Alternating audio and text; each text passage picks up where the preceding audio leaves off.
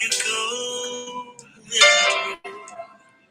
But just let me encourage you. God sees and He cares about the burden that you bear. So in the midst of your storm, there's good news. You're not alone. Just believe in what He said. He said He'll be the lifter of your head. I said, God is the lifter of your head.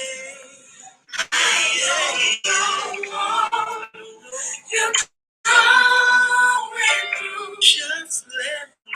Just let me encourage you. God sees. Hallelujah. He can see about the burden that you bear. So in the midst of your storm, there's good news. Thank you, Lord. You're not alone. Just believe. Just believe in what He said. Yes, He will. Telling you, God. God is a living. Yes, He is.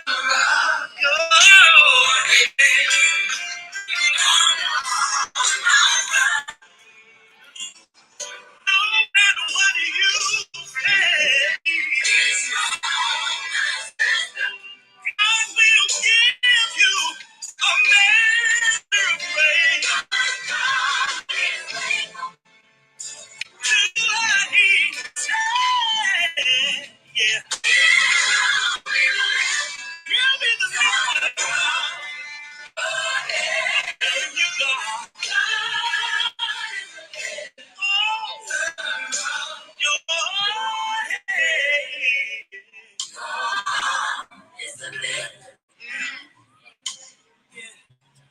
God is God.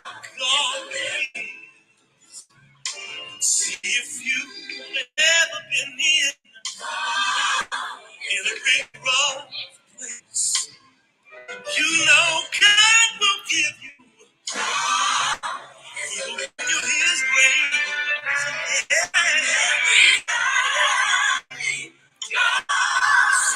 Those who are broken and those who are weary. I want to encourage you today. I've got a word for you.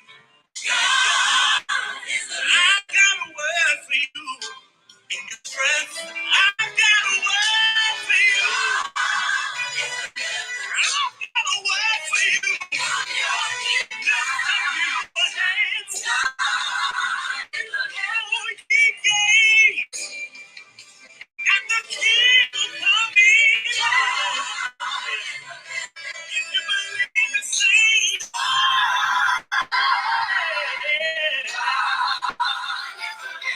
God is telling you.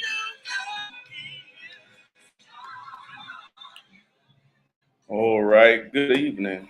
How are y'all doing out there? It's good to see all of you online with us this evening. Let me know that y'all doing well out there. It's good to see you. All right. Let us know that you are viewing. I'm going to ask that you would actually hit the share button. If you are actually viewing or if you're actually participating with us on Facebook Live, if you do me a favor and hit the share button right now so that you can share this message with other believers, other people that are actually in tune with the scriptures, and those that just love above and all, above everything, love Jesus altogether. All right. And so if you could just hit the share button for me really quick, I promise you. And it doesn't take that much, but just hit the share button for me, and so that we can move forward. Sister Clemmy, it's good to see you. Deacon Clemmy, we want to definitely extend our prayers out to you in the passing of your mother, our beloved Deacon Emeritus, Miss Juanita Israel. And so we're praying for the Israel family. And God bless you for being on with us on this evening. I see my mother. Hey, how are you? It's good to have you with us. A faithful virtual member and a follower, um, and all of those others that are out there. We love you, and thank God for you for your encouragement and the way that you continue to lift me up in prayer as well. But listen, we want to get into this lesson today in Matthew chapter 26, verses 14 through 16. All right, where we will actually um, be coming out of today. That is Matthew chapter 26, verses 14 to 16. We want to talk about for a topic, my bet is on Jesus. All right. And as I begin to get into the text, you'll begin to get a better understanding of where I derived or where I came up with that topic, or where I came up with that subject title or the heading. All right. My bet is on Jesus. All right. But what we will find out today is that first and foremost, this week in particular, leading up to what has been known in Christendom, or what has been known in the church sector arena for years, all right, is what we would call Easter Sunday, what we consider Resurrection Sunday, all right, where Jesus actually was vindicated, resurrected from the grave on that third appointed day, all right. But on today, this being Wednesday, all right, the Wednesday prior to Easter Sunday, Resurrection Sunday, all right. One of the things that I would have you to know and to understand is that that Wednesday, they refer to it as Spy Wednesday. All right. I want somebody to put that in the comments box for me, that the Wednesday prior to or leading up to Easter Sunday, they refer to that Wednesday as being Spy Wednesday. All right. Spy Wednesday. Why was it called Spy Wednesday? Spy Wednesday because this was the actual Wednesday that Judas Iscariot, the one that was actually in the room with Jesus, actually goes out and betrays him, or agrees to betray Jesus for literally 30 pieces of silver. Right. So this is what we consider to be Spy Wednesday. And so Matthew, as I said before, the text is Matthew 26. All right. Verse 14 through 16 reads like this: Judas Iscariot, one of the 12 disciples, went to the leading priest and asked, "How much will you pay me to betray Jesus to you?" And they gave him 30 pieces of silver. From that time on, it says that Judas began looking for an opportunity to betray Jesus. Now, in the opening verses of this chapter 26, Jesus prophesies or declares that in a couple of days, he says he will be handed over to be crucified. And while it is, he is in one place preparing the disciple for what is to come. All right. He's preparing them for literally things that they never would imagine to come or to happen. What happens is that while he's in one place preparing his disciples for what is to come, it says that the religious authorities, it says that the religious leaders are secretly plotting in another place about how they were going to trap Jesus in order to kill him. That's verses 3 through 5. And so what happens is that what is occurring here in Matthew 26, between verses 1 through 5, it echoes Psalm 31, verse 13. Somebody put that in the comments box for me if you can. This echoes Psalm 31, verse 13. All right, Psalm 31, verse 13, that literally says, "I have heard the rumors, the many rumors about me, and I am surrounded by terror, plotting to take my life." All right, and so getting into this lesson, while Jesus is preparing for the greatest challenge of his earthly life, those standing or sitting in religious positions or seats of authority were secretly planning to take him out. All right. And I said all of that to say this, that this is a reminder to you that the attacks on your life ought not be a surprise. All right. There are some things that will come your way. There are some attacks. There are some things that's typically you say, well, that just kind of snuck up on me. All right. I never seen it coming. How could they? I couldn't even imagine. You begin to say things like this in your mind. You begin to say things like out of your mouth. All right. But I want you to be encouraged and to let you know that this is a reminder that the attacks on your life ought not to be a surprise. Why am I saying that the attacks on your life ought not be a surprise? Why? Because in Matthew chapter 5, verse 11, somebody put these scriptures in the comments box. The first one was Psalm 31, verse 13. All right. The next one is Matthew chapter 5, verse 11. All right. In the Beatitudes, Jesus puts it like this. He said, God blesses you when people mock you and persecute you and lie about you and say all sorts of evil things against you, because he said, why? You are my followers. All right. And what these religious entities didn't understand is that their plot or their plan was all a part of God's plan. All right. I'm going to say that again. What the religious authorities, all right, what the religious rulers, all right, what the leading priests, those that were plotting in a secret place, all right, to take Jesus into custody, those that were plotting, trying to get Jesus trapped so that they could kill him, what they did not understand is while they were trying to put together a strategy, while they were trying to come together and plan, all right, and scheme and get things together, what they did not understand is that while they were planning, all of their plan was already a part of God's plan. All right. I need somebody to put that in the comments box for me right now, if you can. That literally it was a part of God's plan. All right. If you know what that was, shadow of a doubt, all things work together for your good. All right. I need you to put that in the comments box right now, that it's a part of God's plan. All right. I don't care what's trying to work against you. I don't care what's trying to come down upon you. I don't care what's trying to pull you away. It is a part of God's plan. In John chapter 10, all right, verse 18, Jesus declared that no one can take my life from me. All right. He says, in other words, I sacrifice it voluntarily, for I have the authority, he says, to lay it down when I want to, and also the ability to take it up again. All right. I need you to understand this. This is what my Father has commanded. This is what Jesus said in John chapter 10, verse 18. He said, in reality, he said, those that were plotting against him to take his life, he said, in reality, they didn't even have the power or the authority to take his life. He said, no one takes my life. He said, I lay it down when I want to, and I'm able to take it up again when I desire. But what I want you to look at is this. They were trying to plot or plan to take Jesus' life. Why?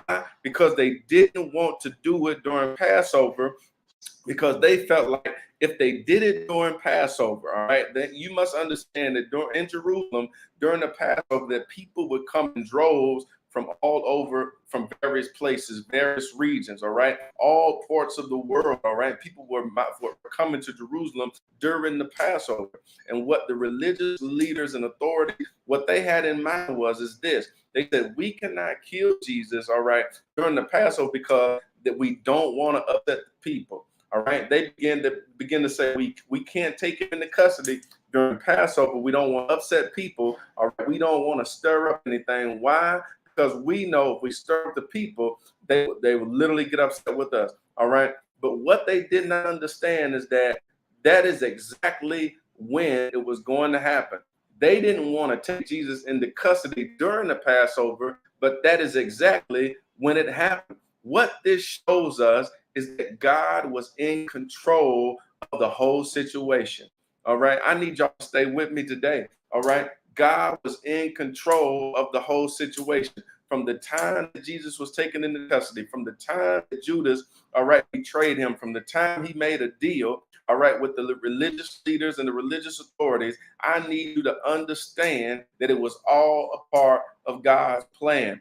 God was in control the whole time that they were plotting, the whole time that they were scheming, the whole time that they were planning, the whole time they were trying to figure out when is going to be the right time for us to catch him, to capture him. when can we get him away from his disciples? When can we capture him or catch him away from the crowd? Or when can we get him in a vulnerable place? One of the things that they did not understand is that the whole time it was all a part of God's plan. And the very time that they did not want to do it is the very actual time or time frame in which God had already declared that it would be done. That is a word for you on this evening, for those that feel like you are under heavy attack, for those that feel like you are under heavy scrutiny, for those that feel like you are under pressure, for those that feel like you are under a microscope, for those that feel like you are under some type of ungodly oath or a shot clock, that in spite of how it looks, God is in control of the whole narrative. I need somebody to put that in the comments box for me right now. All right, that literally God is in control of the whole thing. All right, from top to finish. All right, God is in control of the whole thing. This is one of the things I've learned about God, because God is omnipotent, because God is omnipresent, and because God is omniscient, because God is all-knowing, because God has all power. All right, and because God can be anywhere where he wants to be, whenever he wants to be there. One of the things that we know, if God desired, if God wanted to, God could have literally stopped it, but God didn't. Why? Because God was in control. All right, we should never allow ourselves to get to a place where we begin to think we serve a God that would minimize who he is just to appease, all right, the plans of other people. We should never minimize, get ourselves in a place where we begin to think that our God would ever minimize who he is just so that others think that they had an upper hand. They never had an upper hand. God was in control of the whole thing.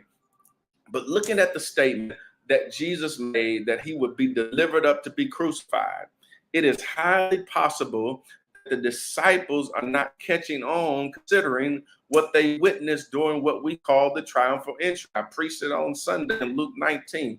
Right? Remember now when they begin to lay the garments across along the side of the road. All right, when they begin to wave and lay down the palm branches. All right, they begin to shout his praises. They begin to shout Hosanna in the highest. All right, they begin to celebrate him. All right, and so there is no doubt in my mind that the disciples, first of all, when Jesus begins to talk about being delivered up to be crucified, they're probably overlooking this. They're not thinking too much on this. Why? Because how could someone that just got celebrated, all right, now go to a cross to be crucified? This is a reminder, and I want you to stay with me. This is a reminder not to overlook or be blinded by the possibility that challenging days are going to come. All right. Challenging days are going to come even when you have been in a season of cloud nine.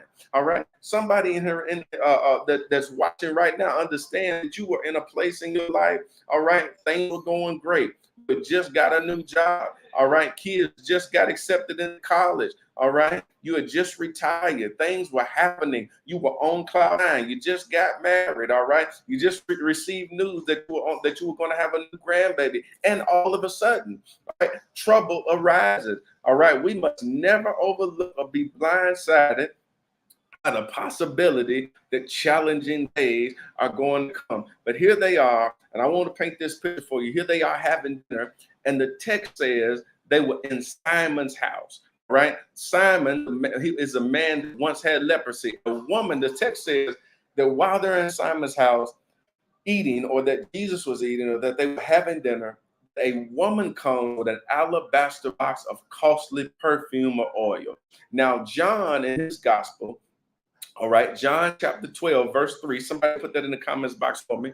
John chapter 12, verse 3. John gives us the name of the woman that had the alabaster box of oil. All right. John says that it was Mary. All right. Mary, who was the sister of Martha, who was actually the sister of Lazarus, whom Jesus raised from the dead. So John identifies her, but Matthew doesn't. I mean, this was expensive fragrance. This was some expensive perfume. This was some, all right, this was some Chanel.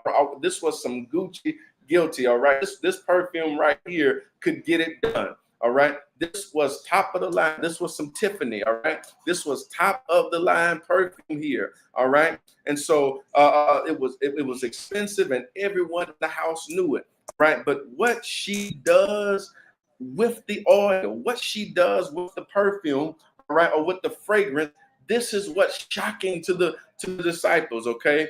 This is what really throws Judas off. She takes the perfume or the fragrance and pours it on Jesus. Now, this is one of the things I want you to understand is that in those days and time, that a bottle of fragrance like that, it did not have handles on it, but it would have had a long neck. So in order for her to pour that on the head of Jesus, she had to literally break off the top. In other words, she cared more about him than she did the oil. All right. And I need somebody to put that in the comments box for me right now, is that you got to care more about the Christ and you do the material things that are in your possession. All right. She takes the perfume, she pours it on the head of Jesus. Right. So based on their response, when this woman does this, all right, we can safely say that the disciples were in somewhat of a denial as to who Jesus really was. All right. They respond, according to John chapter 12, verse 4, Judas responds by saying that the perfume or the oil could have been sold for a profit. And he says, man, we could have sold that and gave it to the poor people. All right. We could have sold it, gave it to the poor. We could have sold it, all right, took care of our neighbors, took care of the marginalized. We could have sold, we could have sold the oil and gave it to those that are less fortunate. All right. But they were missing the fact, they were missing the point of what was going on here. All right. Jesus tells them, the poor you're gonna have with you always. So Judas really wasn't concerned about poor people. Judas really wasn't concerned about the marginalized. How do I know this? He was more so speaking as a thief and someone that actually controlled the money. But what he says is, in other words, we could have made better use of this oil than to place it or pour it on Jesus. How horrible can you be? All right. How crooked can you be? How selfish can you be than to have the mindset that what is in your possession, that you could find something better to do with it than to render it unto God? I come to serve notice that some spirits don't show you their true colors or expose themselves until people that really value you, all right? People that really value you and value what you bring to the table, people don't start showing their true colors until others start showing their appreciation in ways that they think is over the top. This woman displays Romans 12 and 10, all right, which says, love each other with genuine affection and take delight in honoring each other. All right. I want to pause right there just for a minute to say, are we really loving on each other in a genuine way? All right. Are you loving each other with genuine affection? Do you actually take delight in honoring other people? Or are you a selfish individual always looking for somebody else to pour into you? All right. This woman was what she did. This shows that her love for Jesus, there was no price tag on what she could do for him. There was nothing that was too expensive. All right.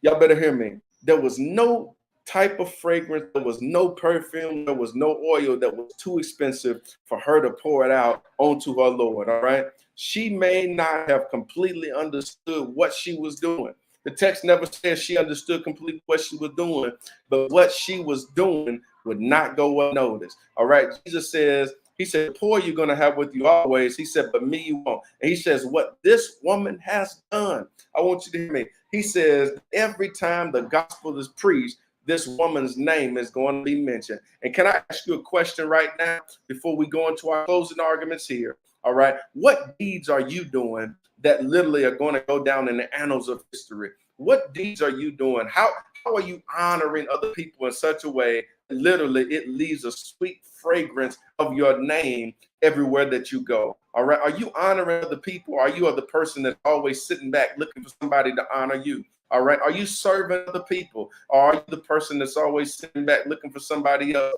to serve you? All right. Wherever this gospel is preached, this woman's name is mentioned. all right, if the truth is preached in any place, at some point in time, this woman's name's got to come up. Why? Because what she has done, all right, she was willing to sacrifice everything she had in order to prepare Jesus for the greatest moment of his life. All right. And so 2 things I'm going to give you here. It says that when she poured the fragrance upon the head of Jesus, all right, it says that the disciples, that Judas Iscariot, that he becomes indignant. All right. So I want to give you a couple of reasons, or a few reasons, for their anger or their indignant attitudes. John chapter 12, verse 4 through 6 says that Judas makes the statement, but Matthew says the disciples. All right. Matthew says the disciples make the statement. All right. But John chapter 12 says Judas made the statement. And the reason why I keep saying that is that this is proof that one bad apple in the bunch can actually spoil the whole bag. All right. All right.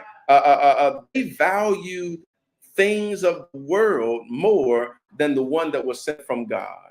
All right. What on earth, what other reason would they have been arguing about the fragrance or the perfume or the oil? What other reason would they have been arguing about what they could have done with this outside of what she actually did, which was poured upon the head of Christ? When you are more concerned about your outfit for Easter, y'all better talk back to me in here. All right. When you become more concerned about your outfit for Easter than you are the one that has made you fit to even be in the house of God. All right. Maybe we have a value problem. All right. When you're more concerned about what you don't have to give or what somebody else is giving, right? And I imagine if Judas was coming to church on Sunday, he would be more concerned about what he's giving and what somebody else is giving, more so than he is the one that gave his life. You have a value problem if that's your concern. If you get to church on this Sunday, and I'm talking to those that haven't, that literally are looking forward to spending time in the house of God on this Sunday, whether it's with family, whether it's with loved ones, whether it's with friends, all right, whatsoever, all right. And I'm hoping that all of you have made up in your mind that this Resurrection Sunday, you're going to be in the house of God. I would love for you to come to Pilgrim, but those doors are definitely open for you. God is doing some amazing things in that house. All right. But if you get to church on Sunday and your immediate response to the crowd is it's going to be a big offering day, then more than it is the thought that of this is a big celebration for Jesus, you got a value problem. All right. We need to reevaluate our values and what we place value in. All right. And so second thing is that they aren't spiritual enough to recognize what was really happening before their eyes. This woman comes in, they're having dinner, and this woman takes perfume or fragrance or oil, that probably cost her every bit of her whole check, and literally breaks it and pours it on the head of Jesus. They have no idea that this is really this is a spiritual moment. People that have low spiritual depth perception, when they don't know how to respond, I want y'all to get this, when they don't know what to say, when they don't know what to do, they respond to divinely inspired situations. They respond with a sort of misplaced anger. All right. They respond with misplaced anger. And most of the time in their response, all right, they attempt to make themselves sound intelligent in order to throw people off. All right. Nobody wants to appear as if they don't know what's going on. All right. Nobody wants to appear or to feel like, all right, they're less equipped or they don't know, what's going on when they're actually the ones that actually hold the title or in the position. All right. One of the things I've learned in leadership is that oftentimes people that are always hypocritical and always critical, all right, about the actions of others are people, all right, that literally don't know what else to say and don't know what else to do. And so in order to throw people off, they make up words to make themselves sound intelligent. Oftentimes, they will even try to make themselves appear to be more spiritual or in tune with God. And sometimes they try to make themselves appear to be more spiritual and in tune with God, all right, and the desires of God, all right, more so than their leader. And the reason being is because they really don't know what to make of the moment. All right. This is a word for those that have experienced or encountered individuals and situations that try to downplay the anointing that is on your life. Did y'all hear me? Don't let your confusion, or don't let their confusion, keep you from allowing others that have the heart of God, who have the Spirit of Christ, to pour into you. Right? I know that some of you all that are listening right now, there are some of you right now that are tuning in, that have chimed in, that are participating right now, that literally you can honestly say within the last or the past year or the past few months, you have dummied yourself down. You have turned it down. You turned down the volume, all right, on your gift and your anointing. You turned it down, all right, so that other people could feel comfortable. But I promise you, in this season, all right now, I need you to make up in your mind that because you know that it's all a part of God's plan, regardless of what they're saying, regardless they're trying to get you to downplay who you are, all right, and downplay your anointing, all right, don't come down, all right, just so that other people can feel good about themselves. If Jesus was that type of person, if Jesus was a turn it down person, if Jesus was a tune it down just to make others feel at ease, just to make other people feel comfortable, then Jesus would have been like, okay, all right, you know what? Keep the oil. All right, we'll take what's left up and we'll take it and sell it to the poor. But Jesus doesn't do that. Jesus lets them understand. He says, poor you're going to have with you always. He said, but me you won't. And I stopped by to tell somebody right now that literally the people that are in your corner, the people that are in your presence, the people that get to spend time with you, they better begin to understand and recognize, all right, the anointing that is on your life. They better begin to recognize and understand that God has purpose for some great things to come and stem from you, all right? And it is a privilege for them to be in your presence, all right? So here it is, possibly pouring of the fragrant oil on Jesus' head wasn't very appropriate to them. All right. So when they see this, they were probably like a lot of and I ain't gonna say Christians, we're gonna say church people. All right. They were probably like, you know what? If he was a true Messiah, if he was a true king, all right, if he was really anointed, he would not have allowed this woman to pour oil on his head. All right. Can y'all hear some of y'all saying that right now? What is Jesus doing by allowing this woman to pour oil on his head? All right. First of all, for her to be in close proximity and that close to a rabbi, all right, or teacher or Messiah in public, all right, was totally against, was totally an unlawful act. And so therefore, all right, for her to be able to be close enough to pour oil on Jesus' head, the people are probably looking like he ought to be ashamed of himself. All right. But I come to serve notice on you right now. Some things in the earth that seem ridiculous to others, all right, are actually righteous unto God. All right. Sometimes you just have to move forward regardless of the noise that you hear. And so Judas agrees to betray Jesus. And that's why I tagged this topic today as my bet is on Jesus. Why? Because there's no amount of money. All right. Judas got upset because here it is, you know, Jesus, you allowed this woman to do this, you know, and then not only that, Jesus did not adhere to what Judas was trying to say about selling the oil or the fragrance of the perfume and getting money for it and then distributing it to the poor. Why? Because Jesus already knew what his heart was like. Okay. So my bet is on Jesus because there's no amount of money or no high quality of a bet agreement that can cancel out what God has already purposed to happen. That's the last thing I want to leave you with. I need you to put that in the comments box for me right now. There's no amount of money. There's no amount of a bet or agreement that can cancel out what God has already purposed to happen in your life. All right. Nobody can bargain for it. Nobody can bet against it. Right. Nobody can pray against it. All right. He says, no weapon that is formed against you shall be able to prosper, and every tongue that rises up against you in judgment shall be condemned. There's no amount of money that can cancel out the plan that God has on your life. All right. There's no uprising. There's no amount of gathering. All right. There's no amount of conversation. All right. There's no amount of planning or scheming or plotting. There's none of that. None of that can cancel out what God has already purposed to happen for your life. If you are persistent and you are persistent in continuing to follow the plans that God has for your life, there's nothing that can cancel that out. I imagine that the religious leaders they were probably looking at Judas like, look, man, you are an answered prayer, considering the fact that they've been looking for Jesus for quite some time now.